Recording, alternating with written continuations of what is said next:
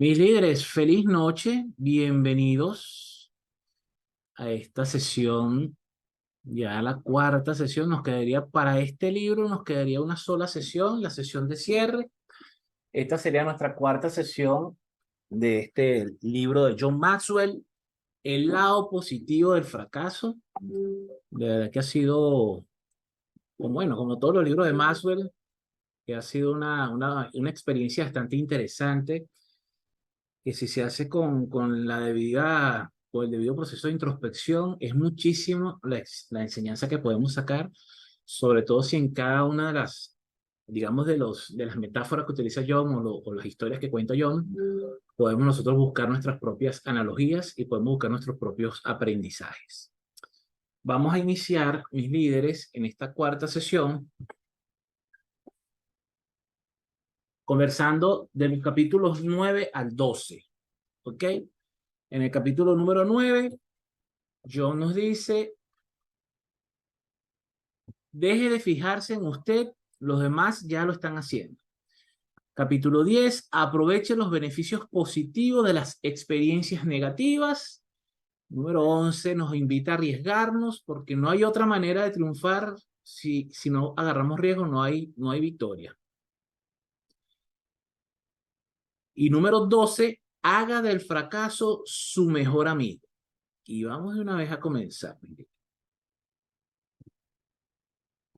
Como ustedes saben, a veces comenzamos con la interacción de ustedes, a veces comenzamos con el resumen. Hoy vamos a iniciar con el resumen. Deje de fijarse en usted, los demás ya lo están haciendo. Barbara Ward nos dice, no quede atrapado dentro de su propio ego, porque puede llegar a ser una prisión. Los líderes que estuvieron compartiendo con nosotros el libro de Ryan Holiday, El ego es el enemigo, bueno, ahí se vio un tratado bastante interesante sobre todas las trampas que nos coloca el ego en su afán de dominar nuestra vida, ¿no? Comienza con las gracias. También hemos hecho algunas sesiones basadas o hablando muchísimo sobre el tema de la gratitud. No suena muy bonito decirlo, pero la gratitud es uno de esos temas que ahorita pareciera que está de moda, ¿no?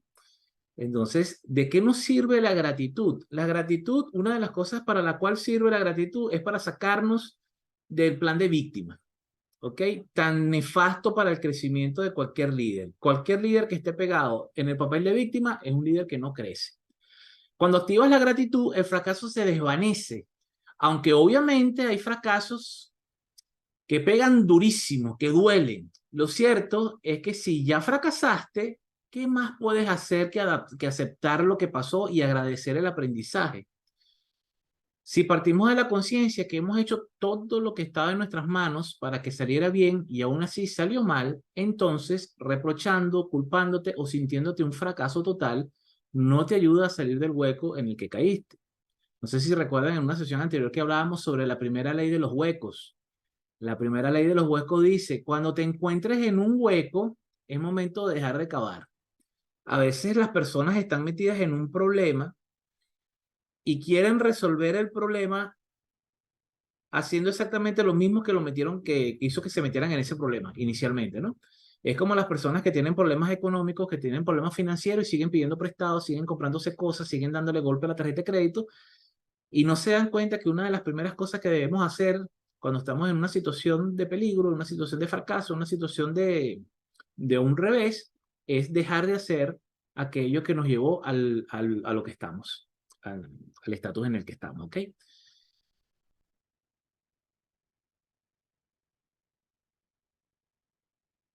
Aquí el autor nos dice, sea una persona ordinaria haciendo cosas extraordinarias. Y esto es un concepto bastante interesante desde la óptica del liderazgo verdadero. Muchas personas creen, o es una creencia, que el liderazgo se ejerce a través de personas extraordinarias.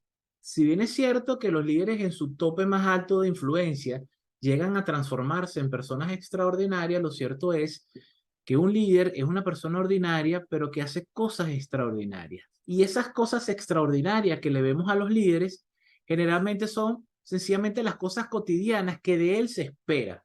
Es decir, un líder maravilloso, un líder que cumple con todas las expectativas, es simplemente un líder disciplinado que hace todo aquello que esté en sus manos, que se traduce en lo que hemos visto en muchísimas sesiones del club, en líderes que se centran en su círculo de influencia y no en su círculo de la preocupación. Es decir, tienen muy consciente cuál es su tope, partiendo de la primera ley de Maxwell, de la ley del tope, y una vez que llegan a su tope, saben que la única manera de trascender ese tope es sencillamente buscando personas más capacitadas que ellos mismos para que los ayuden a crecer. Todos podemos hacer una diferencia, todos podemos generar un gran impacto. Entonces, ¿por qué no todo el mundo genera un gran impacto? Si todos tenemos la posibilidad de hacer un cambio importante en la sociedad, ¿por qué no lo estamos haciendo? La respuesta es por ego. La única manera de generar un impacto en nuestro entorno es haciendo lo que podemos hacer, no lo que necesariamente queremos hacer. Y créanme que existe una sutil y gran diferencia en estos dos puntos. Muchas personas son buenas para X cosa, pero les llama poderosamente la atención Y cosa. La lógica te diría, bueno, si eres bueno en X, desarrolla X para que seas el mejor haciendo X. Pero no. El ser humano deja X como un hobby para cuando tenga tiempo, que hoy en día eso no tiene nadie, ¿ok? Y gasta toda su energía y su tiempo y su vida entera en tratar de desarrollar Y porque Y le parece más bonito o le parece más atractivo. ¿Ok? Sobre todo cuando ves que alguien está haciendo Y monumentalmente bien, tú dices, oye, yo quisiera ser esa persona. Oye, qué suerte tiene esa persona de poder desarrollar Z. Lo que pasa es que si nosotros vemos a esa persona haciendo Y de una manera magistral, es que posiblemente Y está dentro de su círculo de influencia.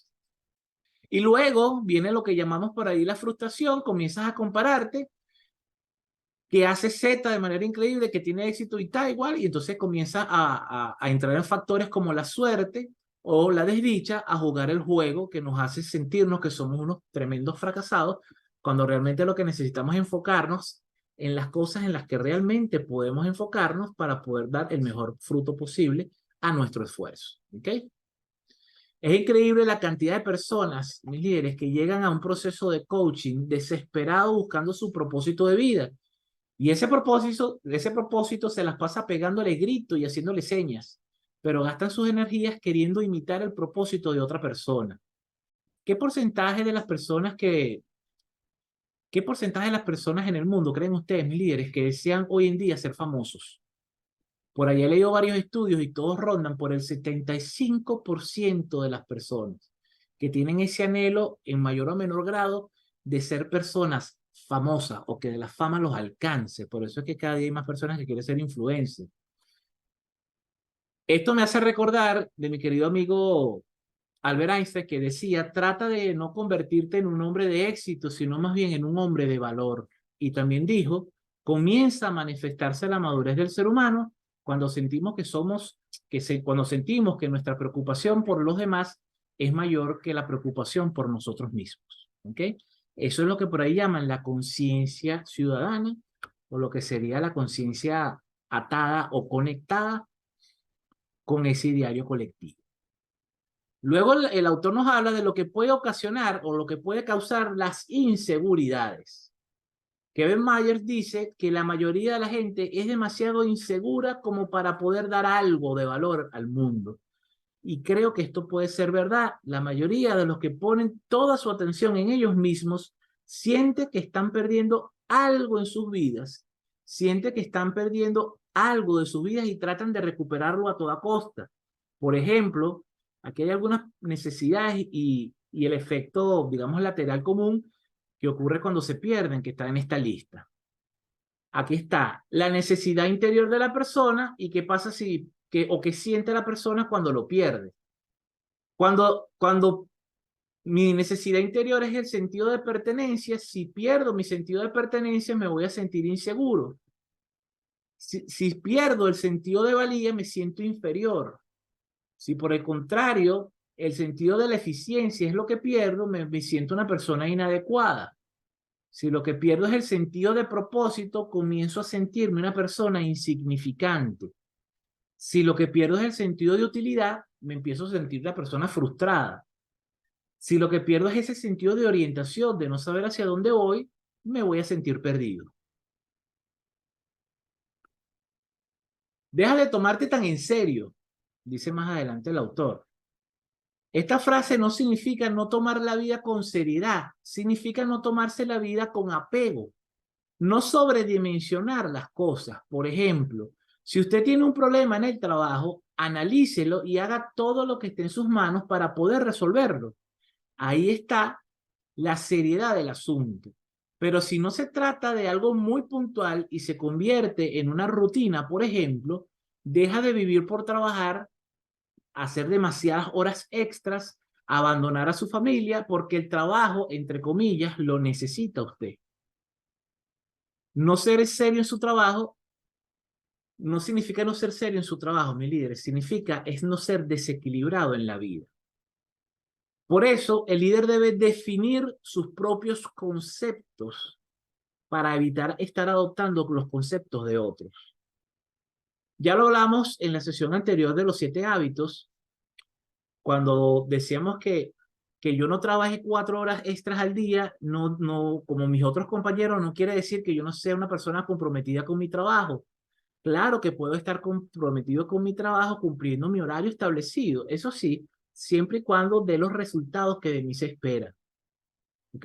Pero renunciar a mi vida por hacer unas horas extras para que la empresa crea que eso es lo que valida mi compromiso, ahí hay un error grave de concepto. Si tú puedes renunciar a tus cosas por las cosas de otra persona, es porque realmente no debes tener cosas tuyas que hacer. Empiece a poner al equipo primero. Y yo aquí hago el hilar fino, aquí yo establezco, teniendo en cuenta el equilibrio y sin desdibujarnos como líderes.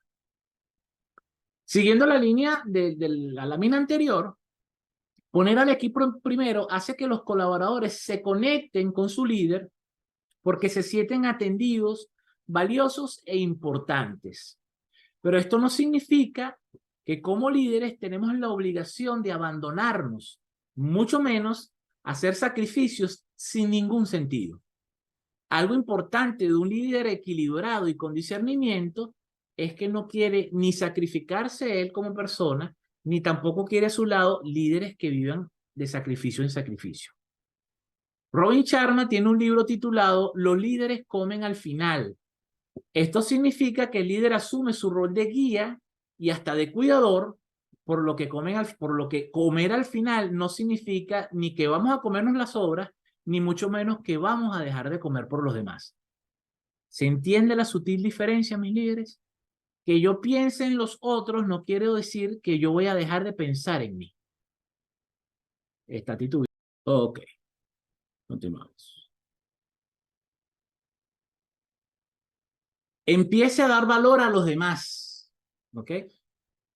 Siguiendo con la parte anterior, mis líderes, aquí podemos observar 5 puntos importantes, 3 de ellos los establece el autor, 2 son adiciones de nosotros en líder activo, para comenzar a dar valor a los demás y que ese valor se entienda. ¿Ok? Primero, tenemos que pensar en ellos. Y cuando decimos pensar en los demás, quiere decir de tener interés de saber cuáles son sus necesidades reales y cómo desde mi espacio como líder puedo ayudar a la persona a satisfacer sus necesidades. Porque las necesidades insatisfechas sabemos que a la larga puede traer problemas con el equipo de trabajo. Segundo, descubran lo que necesita, cuáles son los anhelos de las personas para ver en qué posición dentro del equipo de trabajo lo podemos colocar para que esas personas puedan entregar su máximo potencial. Tercero, satisfagas las necesidades de su equipo, ¿ok? Y las dos últimas serían retarlos, por supuesto, con unos retos pensados, viendo las capacidades, ayudarlos a estirar la liga, ¿ok? Y no simplemente darle tareas rutinarias, porque sé que las puede hacer, y mantenerlos pegados en una falsa zona de confort. Y por último, y yo creo que el más difícil, el que le cuesta a muchísimos líderes hacer, es darles libertad. La mayoría de los jefes sufren en mayor o menor grado de patologías de control. de querer controlar lo que hacen todos sus colaboradores, ¿ok?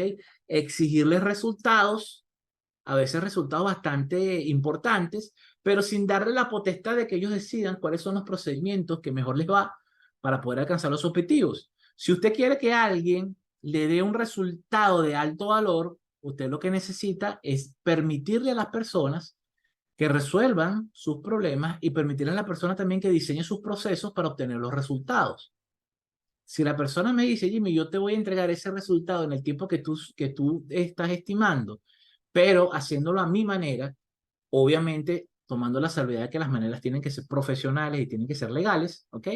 Si eso ocurre, yo como líder, para permitir el pleno desarrollo de mi equipo de trabajo, debo permitir a la persona que tenga la libertad creativa de desenvolverse en función a sus capacidades.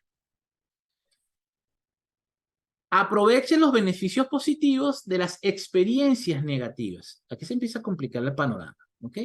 Un fracasado es una persona que hace las cosas mal, pero que no es capaz de sacar beneficio de la experiencia. Aquí hacemos una pregunta importante. ¿Han escuchado de algún error que se convirtió repentinamente en algo de gran impacto positivo? Probablemente sí. Tenemos el caso famosísimo del cornflake de Kellogg's, el caso del jabón Avery, el jabón ese que flota, y también algo importantísimo o un descubrimiento que también salió por un enorme fracaso, es el tema de los marcadores de pizarrón. La persona que inventó el marcador de pizarrón de acrílico, pues sencillamente era un científico que estaba buscando una fórmula más bien para un marcador que tuviera una fijación muy fuerte y que no se quitara con nada. Y cuando hicieron la prueba, ya que con la mano se borraba, al señor lo despidieron y le dijeron, bueno, como ese fracaso es tuyo, toma, llévatelo. Y le regalaron inclusive la patente, le regalaron toda la persona. Y entonces este señor sentado en la cocina de su casa desayunando y preocupado con qué iba a hacer con su vida, de repente ve que su hija está en una mesa de esas que antes se usaban de comedor, que era con fórmica blanca, y veía que la niña rayaba y el señor le dice, mija, no rayes eso que vas a dañar la mesa. No, papá, mira que eso sí se quita. Y cuando ve que su hija usaba el marcador y después con una servilleta borrada, se le ocurrió la genial idea de que ya es hora de que la tiza se retire para tener este maravilloso instrumento para poder usarlo como pizarrón. Ok. Los beneficios de la adversidad, porque la adversidad, mis líderes, aunque nos cueste a veces creerlo, la adversidad tiene beneficios. Primer beneficio de la adversidad crea resistencia, nos hace más fuertes. Nada en la vida alimenta más la resistencia como la adversidad y el fracaso. Un estudio escrito en la revista New York Times de mediados de los años 80 describe la increíble resistencia de un grupo de personas que habían perdido su trabajo 3 veces por cierre de planta en los últimos 10 años y cómo las personas que nunca habían perdido un empleo, cuando perdían su primer empleo, les costaba, eran mucho menos resilientes, les costaba muchísimo sobreponerse a ese fracaso. En cambio, las personas que ya habían pasado por procesos similares, y sea que los habían votado por reducción de personal, por cierre de plantas o por lo que sea, habían perdido su empleo y habían conseguido otro empleo generalmente con mejores beneficios, eran personas que sencillamente lo tomaban como un paso más en nuestra vida. En mi libro más reciente, Metaliderazgo, una de las letras de la metodología, una de las T, tiene que ver con la templanza, ¿ok? Como factor fundamental de un líder trascendente. Número 2, la adversidad desarrolla madurez. La adversidad puede hacer que usted sea alguien mejor si no deja que el fracaso lo amargue. ¿Por qué? Porque la adversidad promueve sabiduría y madurez. Hay un dramaturgo estadounidense llamado William Soroyan que se refirió a esto diciendo, las personas buenas lo son porque han adquirido sabiduría a través de los fracasos. El éxito provee muy poca sabiduría. A todo el mundo le gusta ser persona de éxito, a todo el mundo le gustaría estar en el tope, pero ciertamente los éxitos se disfrutan, pero realmente los éxitos no dan suficiente sabiduría o enseñanza. Cuando cometemos errores y buscamos soluciones, sobre todo si los errores son complicados, eso hace que hagamos mayores sinapsis y también hace que nosotros crezcamos mucho más rápido. Tercero, la adversidad amplía el marco de lo que se considera rendimiento aceptable. Otro autor que menciona John en el libro, llamado George Oglip, contó que de un amigo que durante su juventud trabajó en un circo. Este explica cómo aprendió a trabajar con el trapecio. Muy a pesar de lo que muchas personas piensan sobre el por qué se pone la malla de seguridad, no se coloca para que el trapecista haga su acto sin miedo a caerse, sino para que éste gaste menos energía pensando en la posibilidad de caerse, ya que lo que más practica un trapecista es cómo caer correctamente en la malla de seguridad. Porque si usted no sabe caer en la malla y se cae de un trapecio, posiblemente se haga un daño similar a que si no existiera la malla. ¿Ok? Entonces, confía tanto en que si se cae va a caer bien, que puede hacer su acto eliminando el factor de riesgo de que pueda resbalarse o no agarrar el trampolín. ¿Ok? Número 4, la adversidad provee mayores oportunidades. Yo creo que eliminando los problemas se limita nuestro potencial de crecimiento. Casi todos los empresarios exitosos con quienes he hablado han tenido numerosas historias de adversidades y reveses que le abrieron las puertas a mayores y mejores oportunidades. Número 5, la adversidad lleva a la innovación, algo tan necesario en una época como la que estamos viviendo, exageradamente competitiva. ¿Ok? Cuando nos permitimos recibir las lecciones de los fracasos, nacen cosas mejores incluso que las que inicialmente estábamos buscando. ¿Ok? Yo no sé si los que están aquí presentes han escuchado que hemos contado un par de veces la historia de cómo nació el Fondo Editorial, pero el Fondo Editorial nació precisamente de hacernos más innovadores para resolver un problema. Número 6, la adversidad sobre beneficios inesperados, o la adversidad que nos da beneficios inesperados. La persona común y corriente comete un error y automáticamente piensa que es un fracasado, pero los líderes, ¿ok? Nos dicen que muchas de las grandes historias de éxito que podemos encontrar el día de hoy han sido resultado de un beneficio inesperado, de un error que cometieron y que inicialmente lo vieron como algo terrible, ¿ok? Número 7, la adversidad motiva. Aunque no es la reacción de la mayoría, un fracaso puede darte la energía suficiente y la motivación necesaria para levantarte e intentarlo nuevamente con un nuevo nivel de conocimiento y de madurez. ¿Se recuerdan la sesión pasada el tema del señor que se le inundó la tienda? Como en un momento de iluminación él dijo, tengo dos opciones, o me echo a morir y me hago la víctima y me quedo en el suelo, o me muevo rápido y soluciono este problema. Y sabemos lo que ocurrió en la historia. Arriésguese, otro capítulo, arriésguese porque no hay otra manera para triunfar. Iniciando el libro hay una máxima de Henry Link que dice, mientras una persona duda porque se siente inferior, la otra está ocupada cometiendo errores para llegar a ser una persona superior. Una pregunta que vale muchísimo. ¿Vale la pena correr riesgos? Y por supuesto hay que poner un depende grande y va a depender de la recompensa que deseo obtener. Y esto es importantísimo, mis líderes. La realidad es que todo en la vida tiene un riesgo inherente. Si usted quiere evitar los riesgos, entonces no haga nada de los puntos a continuación. Y aquí enumera los puntos que menciona Maxwell. Dice, no puedes conducir un automóvil porque son la causa del 20% de los accidentes fatales. Tampoco debería viajar por aire, ni por tierra, ni por mar, ni por agua, ni por ningún lado, porque el 16% de los accidentes ocurren en esta actividad de traslado. No camine tampoco por la calle, porque el 15% de los accidentes fatales ocurren mientras las personas caminan en la calle. Y no permanezca tampoco en su casa, porque el 17% de todos los accidentes fatales ocurren dentro del hogar. Esta reflexión la hace John como para darnos a entender de que no podemos meternos en una cápsula blindada para que no nos pase nada. Hay que asumir riesgo, ¿ok? Un líder, por definición, debe ser una persona arriesgada. Solo que gracias al discernimiento que desarrolla el líder, los riesgos que corre son riesgos calculados basados en la plena conciencia de sus capacidades y las de su equipo. Comenta el autor también que si usted está alcanzando las metas con demasiada facilidad, es el momento de corregir el riesgo y aumentar la dificultad. Aquí hay una lista interesante de las clases de personas y cómo se comportan frente a los retos o los riesgos. los que se atreven y los que no quieren perder la oportunidad. Dice John que los que se atreven se resisten a las oportunidades, mientras que los otros se encuentran las oportunidades, las buscan, las desarrollan. Unos racionalizan mucho sus responsabilidades, los otros las cumplen sin ningún problema.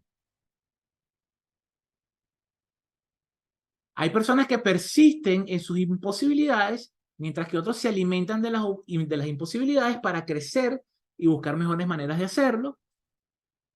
Hay unas personas que apagan su entusiasmo y hay otras que lo alimentan y alimentan esa llama del entusiasmo constantemente. Hay unos que analizan sus limitaciones y hay otros que las enfrentan. Hay unas personas que retroceden ante los fracasos de los demás, ¿ok? Y hay otros que analizan la razón del fracaso de los demás para aprovechar la experiencia ajena. Mientras un grupo rechaza el costo personal involucrado, el otro asume el costo de su forma de vida y lo paga con gusto. Mientras unos reemplazan las metas con placer, hay otros que hallan el placer en conseguir su meta. Mientras hay unos que se alegran de no haber fallado, hay otros que le temen a la futilidad y al no fracasar porque saben que si no fracasan no aprenden. Mientras unos descansan antes de haber terminado, el otro grupo de líderes termina primero y descansa después. Mientras un grupo se resiste al liderazgo, otros siguen a los mejores líderes y se transforman en un líder mejor. Mientras unos se mantienen sin cambiar en su falsa zona de confort, otras personas se esfuerzan en cambiar y en producir cambios importantes en su entorno. Mientras unos repiten los problemas constantemente, problemas cíclicos, otros buscan soluciones permanentes a esos problemas cíclicos. Y mientras hay un grupito que duda ante los compromisos, hay otro que cumple con todos los compromisos que se proponen. ¿Cuál es la motivación de ambos grupos? El del primer grupo, su motivación es: prefiero intentar algo sencillo y tener éxito que fracasar haciendo algo grande. Mientras que la motivación del otro es: prefiero intentar hacer algo grande y fallar que intentar algo pequeño y tener buenos resultados. Fíjense que es una manera totalmente distinta de percibir, ¿no? Vamos a hablar ahora, mis líderes, de las trampas que hacen que la gente no esté dispuesta a arriesgarse. Porque son trampas. Esas trampas por ahí las llamamos creencias los coaches. Primera trampa, la trampa de la vergüenza. Muy dentro de nosotros, mis líderes, hay una partecita que no nos gusta lucir mal. Si usted se arriesga y cae de narices en el suelo, sin duda que va a sentir algo de vergüenza. Porque siempre va a estar un dedo acusándole y burlándose. Ah, viste, Jimmy, te caíste, te dije que no podías. ¿Y qué podemos hacer entonces? John dice, bueno, te levantas, te sacudes la cara y sigues adelante. La segunda trampa es la trampa de la racionalización. Y esta trampa se convirtió también en algún punto, según Freud, en un mecanismo de defensa de la inconsciente. La gente que queda presa de la trampa de la racionalización duda de cualquier cosa que hace. Y mientras se prepara para entrar en acción, se dice, quizás no sea tan importante y no deba hacerlo. Pero la verdad es que si esperas demasiado, nada se vuelve lo suficientemente importante como para asumir el riesgo. La tercera trampa es la trampa de la expectativa desproporcionada. Por alguna razón, mucha gente piensa que en la vida todo debería ser fácil. Y cuando se dan cuenta de que alcanzar las metas demanda un esfuerzo considerable, sencillamente se rinden. Pero el éxito demanda trabajo y a veces trabajo bien duro. La cuarta trampa, mis líderes, es la trampa de la justicia. Cuando el psicólogo Scott Peck empezó su libro El camino menos frecuentado, decía las siguientes palabras: la vida es difícil. Lo que estaba haciendo, lo que estaba diciendo, lo que estaba tratando de decir era que la vida no es del todo justa y muchas personas nunca aprenden eso. De hecho, para mí, uno de los pocos conceptos que podemos tomar como un concepto utópico es el concepto de la justicia. Y si quieres, pues abrimos debate sobre eso. La quinta trampa es la trampa del tiempo. A Don Marquis, el famoso escritor y humorista, se le consideraba el campeón de la indecisión. Un amigo que conocía esa tendencia del Marquis le preguntó en qué forma él lograba creer que el trabajo del día estaba terminado. El autor le respondió, simple, respondió el marqués, solo hago como que era el trabajo del día de ayer. Y la sexta trampa es la trampa de la inspiración. En una ocasión alguien dijo, no tienes que estar contento de empezar, sino que debes empezar a estar contento. Mucha gente quiere esperar a estar inspirada para comenzar a arriesgarse. Decía por ahí Picasso, la inspiración llega, pero para que la inspiración llegue, debe conseguirte con el pincel en la mano. Se lo digo yo en mi faceta de escritor.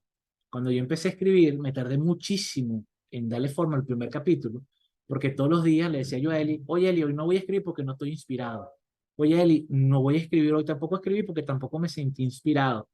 Hasta que leí la frase de un gran escritor, creo que fue Orson Welles, que dijo que él todos los días escribía 8 horas al día y que quizás algunas palabras de eso que escribió durante todo el día servía para algo. Entonces yo dije, bueno, yo creo que es momento de, no forzar, pero sí buscar la manera de ser constante en la escritura, porque solamente siendo constante es que puedo aspirar a tener resultados que valgan la pena. Haga del fracaso su mejor amigo, decía Benjamin Franklin, las cosas que duelen enseñan. Y no es que estamos buscando que las cosas nos duelan o buscando cosas dolorosas. Sencillamente que si algo que nos está pasando duele, hagan conciencia de que si duele es porque va a entregar un enorme, ¿cómo se llama? Un enorme conocimiento, una experiencia importante, y solamente si estoy abierto a recibirla, el dolor no va a ser en vano. Su actitud hacia el fracaso, mis líderes, determina la altitud después de fracasar. ¿Qué quiere decir? Que este capítulo está totalmente dedicado al tema de la actitud, aunque hay varios capítulos que tocan sobre el tema. ¿Cómo aprender de sus fracasos? ¿Cómo aprender de sus fracasos y errores? Pues sencillo. Primero, número 1, me pregunto, ¿qué causó el fracaso? ¿El fracaso lo causó la situación o lo causó alguna otra persona? ¿O por el contrario, fui yo el que lo ocasionó? Usted no puede llegar a saber lo que sabe a menos que haga todo lo que pueda para saber dónde estuvo el error. Y esto no es para sentir culpa, esto es para aprender y hacer las correcciones necesarias. Número 2, la pregunta que me haría sería, ¿fue lo que sucedió realmente un fracaso o solo fue algo que quedó corto? ¿Se acuerdan cuando vimos la clase sobre los problemas? Sobre solución de problemas con metodología piensa. El primer paso para solucionar un problema es determinar si realmente el problema existe. Y a veces a la gente le suena paradójico, Jimmy, ¿cómo que si realmente el problema existe? Porque el ser humano tiene un afán en su mente de crear problemas donde no existen. ¿Ok? Que es lo que llaman por ahí la anticipación. Número 3, mis líderes, me pregunto, ¿qué elementos están presentes en el fracaso? Hay un viejo adagio que dice, una gema no puede ser pulida sin fricción, ni un hombre puede ser perfeccionado sin pruebas. No importa la clase de fracaso que usted esté experimentando en este momento, siempre hay una joya especial de éxito contenida en él. A veces puede ser difícil encontrarla, pero la descubrirá tarde o temprano si está dispuesto a buscarla como debe ser. La número 4, nos preguntamos, ¿qué puedo aprender de lo que ocurrió? Me gusta leer, más suele hacer referencia a que le gusta leer la tira cómica de Charlie Brown. En una de sus favoritas, Charlie Brown está en la playa construyendo un hermoso castillo de arena cuando de pronto se pone de pie para admirar su obra y viene una ola gigantesca, alcanza su obra maestra y lo deja convertido en un montón de arena suave. En eso, Charlie Brown suspira profundamente y dice, sé que aquí hay una lección que debo aprender, solo que no sé cuál es. Número 5. Me pregunto, ¿me siento agradecido por la experiencia que estoy viviendo? Una forma de mantener una disposición a aprender es cultivando una actitud de gratitud y tal cosa es posible incluso ante grandes desilusiones o reveses. ¿Cómo puedo convertir, número 6, cómo puedo convertir esto en un éxito? El autor William Marston describe, si hay un solo factor que hace tener éxito en la vida, es la capacidad de obtener dividendos de las derrotas. Cada éxito que conozco ha sido alcanzado porque la persona pudo analizar la derrota y beneficiarse del aprendizaje que esta derrota le dejó. Y número 7, me pregunto, ¿quién puede ayudarme? Y aquí, por supuesto, tiene que ver el control de nuestro ego. Hay muchas personas que están al borde de un fracaso o están fracasando, tienen a alguien que los pueda ayudar y sencillamente dicen, no, yo aprendí, a mí mi mamá me enseñó que yo puedo, que yo puedo, que yo puedo y que yo no debo estar pidiendo la ayuda a nadie. La madurez implica, mi líder, saber cuándo retirarse un poco, respirar profundo, levantar la mano y pedir ayuda sinceramente. Y aquí, ya para cerrar, John nos recuerda que todos tenemos nuestra propia montaña o desafíos para poder aprender. Cuando usted está en condiciones de aprender de cualquier mala experiencia y luego hacer uso de esa experiencia como algo bueno, lo que está haciendo es una transición importante en su vida. Durante años he enseñado algo que creo que es idealmente útil para cerrar este día. Las personas cambian cuando sufren tanto que tienen que cambiar. Aprenden lo suficiente para desear hacerlo y reciben tanto de la vida que están en condiciones de hacerlo. Listos, mis líderes, el resumen del día de hoy para darle espacio a ustedes para sus preguntas, para sus comentarios, para que nos narren un poco. Está cayendo aquí un palo de agua interesante. Estoy transmitiendo también en Instagram. Si la gente que me está viendo por Instagram también tiene alguna duda, también puede hacer su pregunta y con muchísimo gusto la respondo. Si alguno de los presentes en el salón tiene alguna duda o algún comentario, con muchísimo gusto se la respondo. Solamente tienen que abrir su micrófono. En el caso de aquí los amigos de Instagram, bueno, colocan su pregunta si la tienen.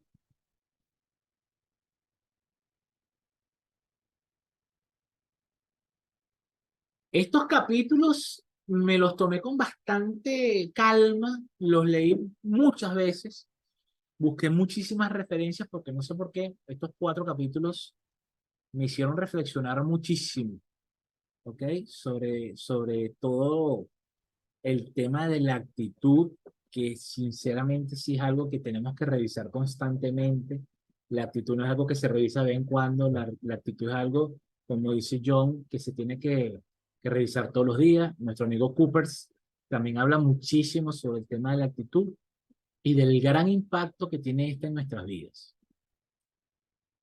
Bueno, mis líderes, la sesión que viene, que será la última sesión de este libro, cerraremos con los capítulos del 13 al 16. Evite las 10 mejores razones por las cuales la gente fracasa. 14, la pequeña diferencia entre el fracaso y éxito hace una gran diferencia. Lo que cuenta es lo que haces después de volverte a levantar. Y por último, ahora usted está listo para transformar sus fracasos en victorias. Así que mis líderes, muchísimas gracias por estar. Los amigos de Instagram, los amigos que nos vinieron a visitar aquí en la sala hoy virtual. Muchísimas gracias por acompañarnos. Los líderes que están en Caracas y que quieran adquirir la más reciente obra del Fondo Editorial, el libro Metaliderazgo, les comento que el día domingo, de 2 a 4 de la tarde, estaré en el Café Páramo de Altamira, porque algunos líderes que quieren retirar su copia autografiada me pidieron que si lo podíamos hacer con un café y dije, bueno, ya que me están invitando a tomar un café para hablar del libro y entregar la copia, todos aquellos que deseen, por favor me escriben y con muchísimo gusto nos vemos en Páramo de Altamira para tomarnos un café y echarles el cuento de cómo estamos cerrando esta trilogía metodológica. Así que mis líderes, buenas noches Gracias por acompañarnos y bueno, nos vemos en una próxima sesión del Círculo de Lectura.